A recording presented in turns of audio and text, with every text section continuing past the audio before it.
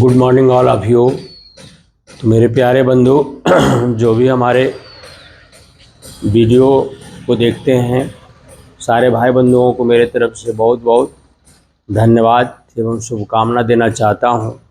साथ साथ मैं आपका उज्जवल भविष्य की भी कामना करता हूं। तो मेरे प्यारे बंधु, आज जो हम लोग पढ़ने जा रहे हैं वह है बिहार की राज्य एवं प्रशासनिक व्यवस्था। तो मेरे प्यारे बंधु, जिस मेहनत से आज आप भाग रहे हो, जिस मेहनत से आप आज भाग रहे हो, वही कल आपको सफलता दिलाएगी।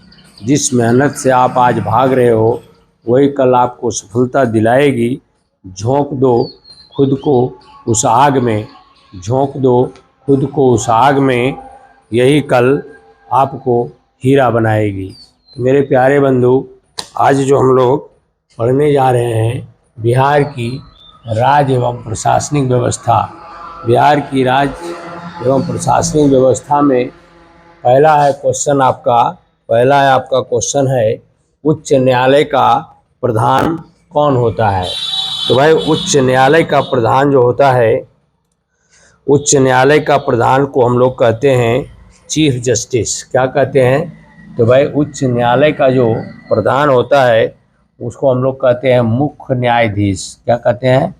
मुख्य न्यायाधीश। इसको हम लोग कहते हैं चीफ जस्टिस। क्या कहते हैं? Chief justice. अब दूसरा क्वेश्चन आप आइए। दूसरा क्वेश्चन में आपका है बिहार का उच्च न्यायालय कहाँ अवस्थित है। बिहार का उच्च न्यायालय कहाँ अवस्थित है? कहाँ अवस्थित है? तो भाई, बिहार का उच्च न्यायालय कहाँ अवस्थित है? बिहार का उच्च न्यायालय जो है वह पटना में अवस्थित है, क्योंकि बिहार का राजधानी कहाँ है? पटना है। तो भाई यहाँ का बिहार राज्य का उच्च न्यायालय कहाँ है? तो आपका पटना में है। कहाँ है? पटना में है। अब आइए क्वेश्चन नंबर 3 आगे हम लोग देखते हैं। उच्च न्यायालय के मुख्य न्यायाधीश। उच्च न्यायालय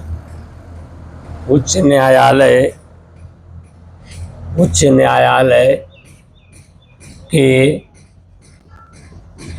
मुख्य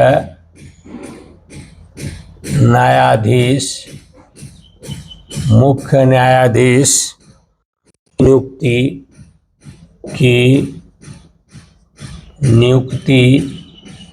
नियुक्ति कौन करता है?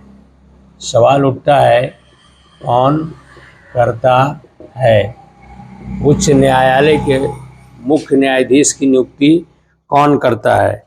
तो भाई, उच्च न्यायालय का मुख्य न्यायाधीश की नियुक्ति करते हैं राष्ट्रपति। कौन करते हैं?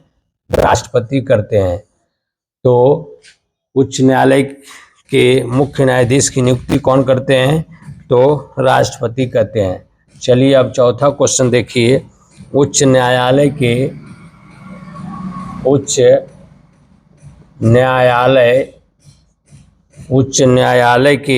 मुख्य न्यायाधीश के आपका मुख्य न्यायाधीश का मासिक वेतन कितना होता है? आपका मासिक वेतन कितना है? तो भाई, उच्च न्यायालय के मुख्य न्यायाधीश का मासिक वेतन जो होता है 2,50,000। अभी के डेट में कितना है? 2,50,000। इकाई दहाई सैकड़ा हजार 10,000, 2 लाख आपका कितना है? 50,000। कितना है भाई? तो 2 लाख आपका 50,000 इनका मासिक वेतन है। और इनको कौन नियुक्त करता है? तो भाई, राष्ट्रपति नियुक्त करते हैं, है ना। चलिए उसके बाद हम लोग जानेंगे 5वां नंबर क्वेश्चन। चलिए भाई, 5वां नंबर क्वेश्चन जो है उच्च न्यायालय के अन्य न्यायाधीशों का वेतन कितना है? चलिए, तो उच्च न्यायालय के अन्य न्यायाधीश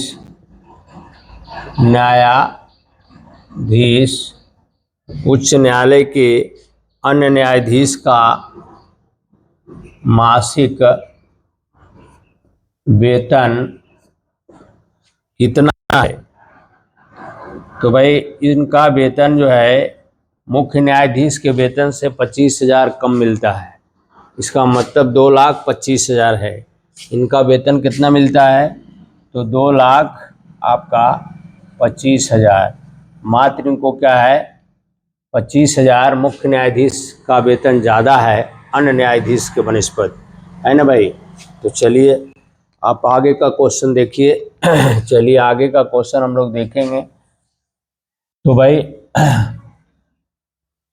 ये सारे क्वेश्चन जो आपको मैं बताने जा रहा हूँ, ये आपका जितने भी कॉम्पिटिटिव एग्जामिनी स्टूडेंट हैं, खास करके आपका यूपीएससी से लेकर के बीपीएससी, इसके अलावे आपका टीचर वाले जो परीक्षा दे रहे हैं बीपीएससी में, या फिर आपका यूडीसी एलडीसी क्लर्क के लेवल का परीक्षा जो लोग दे रहे हैं, उनके लिए भी ये कंपलसरी है। तो भाई उसके बाद आपका क्वेश्चन हो जाएगा, आपका नंबर हो जाएगा, आपका कितना हो जाएगा, 1 2 3 4, ये 5वां नंबर होगा। 5वां नंबर क्वेश्चन है आपका, उच्च न्यायालय के अन्य न्यायाधीशों का वेतन हो गया, कितना होता है? तो 2,25,000 होता है। उसके बाद है, जिला स्तर के जेल अधिकारी को क्या कहा जाता है? आपका जिला स्तर के जेल अधिकारी को क्या कहा जाता है? तो भाई जिला स्तर में जो जेल बना है उसके अधिकारी को हम लोग क्या कहते हैं? तो उसको हम लोग कहते हैं कारा अधीक्षक। क्या कहते हैं भाई? कारा अधीक्षक बोला जाता है। अधीक्षक, कारा अधीक्षक, है ना, कारा अधीक्षक, कारा अधीक्षक बोला जाता है। तो जिला स्तर पर जो जेल बना है उसके जेलर जो होते हैं, अधिकारी जो होते हैं, उनको क्या कहा जाता है? तो कारा अधीक्षक बोला जाता है, याद रखिए। अब चलिए जिला स्तर पर शिक्षा का प्रदान कौन होता है? छठा जानेंगे आपका, जिला स्तर पर शिक्षा, जिला स्तर पर शिक्षा का प्रदान कौन होता है? शिक्षा का आपका प्रधान कौन होता है? तो भाई ये जिला स्तर पर जो शिक्षा का प्रधान होता है वह डीओ कहलाते हैं, डिस्ट्रिक्ट एजुकेशन अफसर। क्या कहलाते हैं? जिला शिक्षा पदाधिकारी, डीओ, DEO। तो डीओ का मतलब होता है डिस्ट्रिक्ट एजुकेशन अफसर, अर्थात जिला शिक्षा पदाधिकारी कहलाते हैं, है ना भाई। अब चलिए 7 नंबर में आपका क्वेश्चन है, जिला स्तर पर स्वास्थ्य सेवा केंद्र का प्रधान कौन होता है? आपका जिला स्तर पर स्वास्थ्य सेवा केंद्र, स्वास्थ्य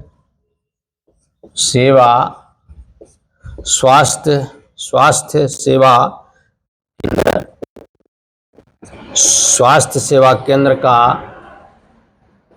प्रधान कौन होता है? तो भाई जिला स्तर पर जो स्वास्थ्य सेवा केंद्र का प्रधान होता है उसको हम लोग कहते हैं DMO। क्या कहते हैं?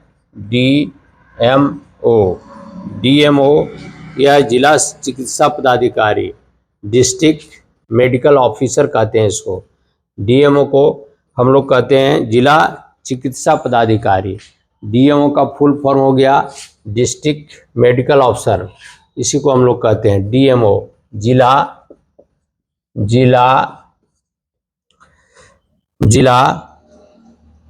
चिकित्सा पदाधिकारी, चिकित्सा पदाधिकारी, डीएमओ जिला चिकित्सा पदाधिकारी, ठीक है, जिला चिकित्सा पदाधिकारी इसको कहते हैं। अब आइए 8 नंबर में क्या है आपका, परमंडल किसे कहते हैं, कमिश्नरी किसे कहते हैं, परमंडल किसे कहते हैं। तो भाई सभी अनुमंडल को क्षेत्र मिलाकर जो बनता है उसी को हम लोग परमंडल कहते हैं। नहीं सॉरी, सभी जिला को मिला करके, क्या परमंडल क्या होता है, कई जिला को मिला करके होता है, कई जिला को मिलाकर जो क्षेत्र बनता है उसी को हम लोग कहते हैं परमंडल। नहीं, उसको क्या कहते हैं, परमंडल कहते हैं। इसमें क्या होता है, कई जिला को एक साथ मिला करके जो क्षेत्र तैयार किया जाता है उसी को हम लोग कहते हैं परमंडल, है ना भाई। चलिए परमंडल हो गया। अब आइए परमंडल का सबसे बड़ा पदाधिकारी कौन होता है भाई, तो परमंडल का सबसे बड़ा पदाधिकारी कौन होता है।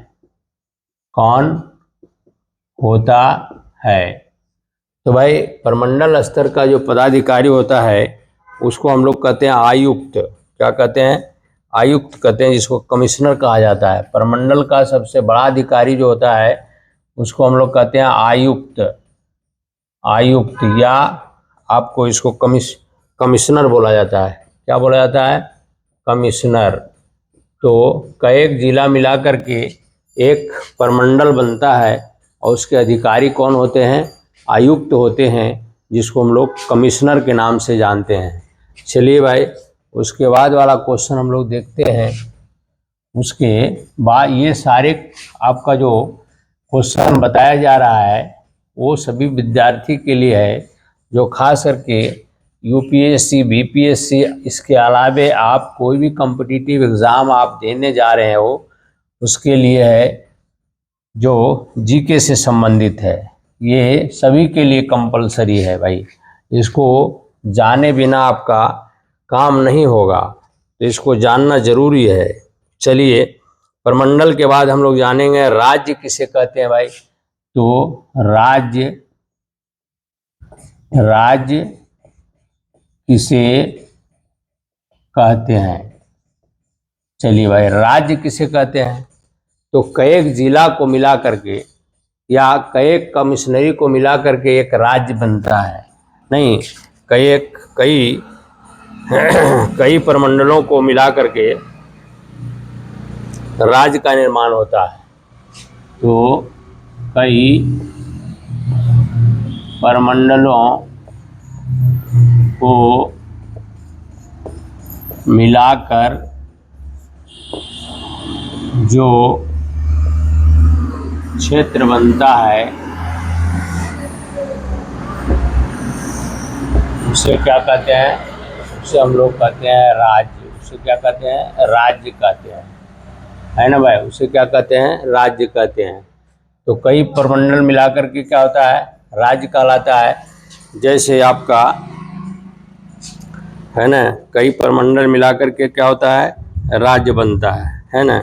अब आइए परमंडल का सबसे बड़ा पदाधिकारी कौन होता है, तो अब हम लोग जानेंगे राज्य। तो हम लोग जान गए कि राज्य किसे कहते हैं, तो कई परमंडलों को मिला करके जो क्षेत्र आपका बनता है वो क्या कहलाता है? राज्य कहलाता है। और भाई राज्य का प्रधान कौन होता है? अब हम लोग जानेंगे राज्य का प्रधान कौन होता है। राज्य का प्रधान कौन होता है ना? इसका राज्य का प्रधान कौन होता है? तो ये गवर्नर होते हैं। राज्य के प्रधान कौन होते हैं? तो ये क्या होते हैं? गवर्नर होते हैं, जिसको हम लोग कहते हैं राज्यपाल के नाम से जब भी जानते हैं इसको। तो ये कौन होगा? राज्यपाल होगा। कौन होगा? राज्यपाल, है ना, जिसको हम लोग कहते हैं गवर्नर। GOVERNOR, governor. ये क्या कहलाते हैं? गवर्नर। राज्य का प्रधान कौन होता है? तो भाई ये राज्यपाल होते हैं, गवर्नर होते हैं। अब भाई राज्यपाल की नियुक्ति कौन करता है? अब राज्यपाल की नियुक्ति कौन करता है? तो भाई राज्यपाल का जो नियुक्ति करते हैं वो राष्ट्रपति करते हैं। कौन करते हैं? भाई राष्ट्रपति करते हैं, राष्ट्रपति। और एक बात और आप बता दूं कि ये राज्यपाल जो होते हैं वह प्रथम व्यक्ति, राज्य का प्रथम व्यक्ति भी कहलाता है। और आपका देश का प्रथम व्यक्ति कौन होता है? तो राष्ट्रपति होता है। तो इस बात को भी ध्यान रखिएगा कि राज्यपाल जो होता है वो राज्य का प्रथम व्यक्ति होता है ना। अब आइए, राज्यपाल का कार्यकाल कितने वर्षों का होता है? राज्यपाल का कार्यकाल कितने वर्षों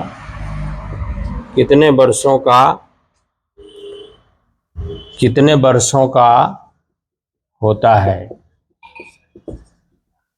है। इससे पूर्व राष्ट्रपति उन्हें अपने पद से हटा सकता है। ऐसे 5 वर्षों का होता है। ऐसे कितना होता है? 5 वर्ष का होता है। 5 वर्षों का होता है, लेकिन इसके पहले भी राष्ट्रपति क्या करते हैं? हटा सकते हैं। इससे पूर्व भी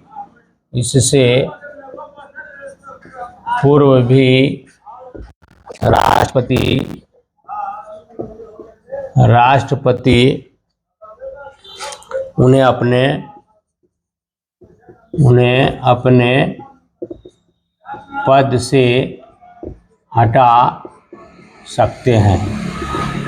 ये राष्ट्रपति का पावर होता है। राज्यपाल का इसे कार्यकाल 5 वर्षों का माना जाता है, लेकिन इससे पहले भी राष्ट्रपति इनको अपने पद से हटा सकते हैं। चलिए ठीक है। राज्यपाल के निवास स्थान को क्या कहा जाता है? राज्यपाल के निवास स्थान को क्या कहा जाता है? क्या कहा जाता है? तो भाई राज्यपाल के निवास स्थान को हम लोग कहते हैं गवर्नर हाउस। क्या कहते हैं? राजभवन कहते हैं इसको। क्या कहते हैं? राजभवन कहते हैं इसको। क्या कहते हैं? राजभवन, जिसको हम लोग कहते हैं गवर्नर हाउस के नाम से भी हम लोग जानते हैं। राज्यपाल का मासिक वेतन कितना होता है भाई? तो राज्यपाल का मासिक वेतन आज के डेट में 3.5 लाख हो गया है। आज के डेट में कितना है? 3.5 लाख। सोच लीजिए आप। आपका मुख्य न्यायाधीश का वेतन आपका 2.5 लाख है ना भाई? इतना वेतन है तो 2.5 लाख है। और राज्यपाल का वेतन कितना है भाई? 3.5 लाख। कितना है? 3.5 लाख। तो इसको भी हम लोग जानेंगे। राज्यपाल का वेतन, राज्यपाल का मासिक वेतन, राज्यपाल का आपका मासिक वेतन कितना है? तो वर्तमान स्थिति में अभी आज भी, चूँकि सभी लोगों का वेतन धीरे धीरे बढ़ते रहता है। तो अभी वर्तमान स्थिति में राज्यपाल का वेतन 3,50,000 है। कितना है? 3,50,000। तो ये अभी मासिक वेतन है 3,50,000। चलिए, राज्यपाल के कार्यों में सहायता प्रदान करने के लिए कौन सी संस्था होती है? राज्यपाल के कार्यों में सहायता प्रदान करने के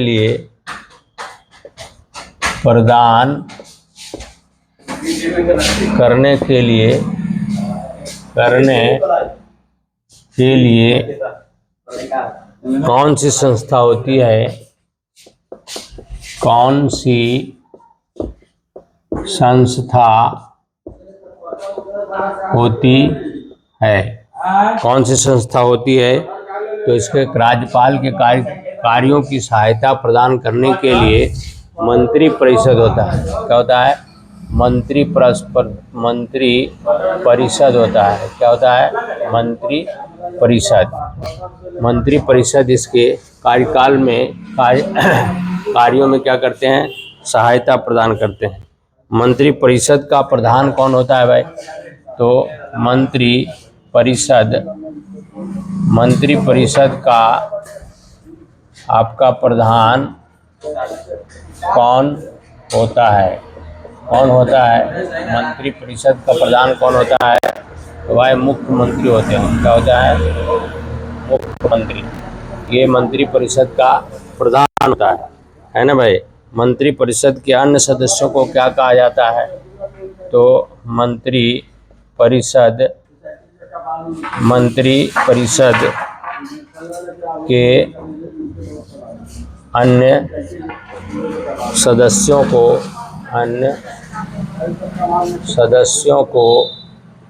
अन्य सदस्यों को क्या कहा जाता है?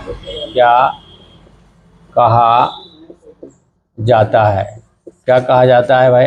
मंत्री परिषद के अन्य सदस्य को क्या कहते हैं हम लोग? तो भाई इसको हम लोग कहते हैं मंत्री। क्या कहते हैं? मंत्री। सभी विभाग का मंत्री अलग अलग होता है, तो इसको हम लोग क्या कहते हैं? मंत्री कहते हैं।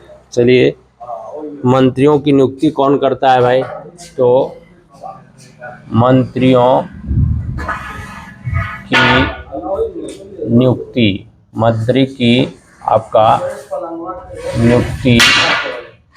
कौन करता है? तो भाई मंत्री का नियुक्ति कौन करता है? ये करते हैं राज्यपाल। क्या करते हैं? राज्यपाल करते हैं और मुख्यमंत्री की सिफारिश पर करते हैं।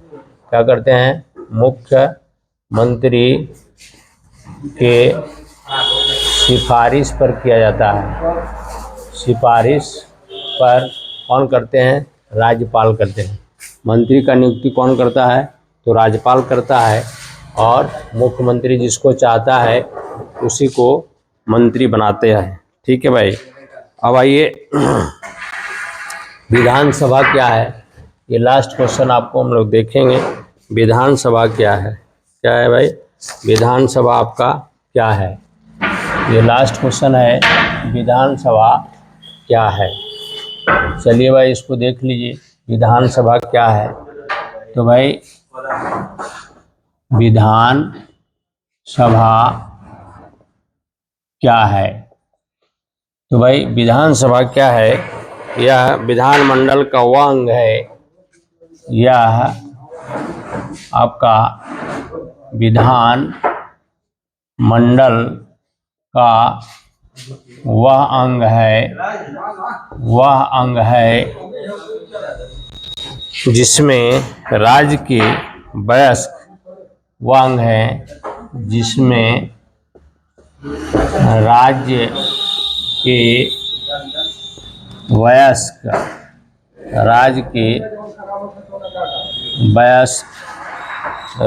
वयस्क मतदाता द्वारा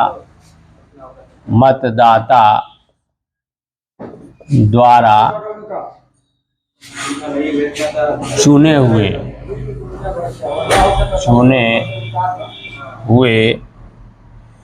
सदस्य जाते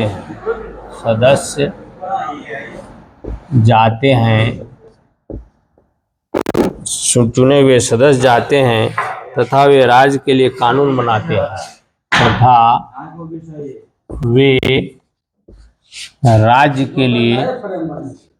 राज्य के लिए कानून बनाते हैं। क्या बनाते हैं? कानून बनाते हैं। तो भाई यह विधानसभा क्या है?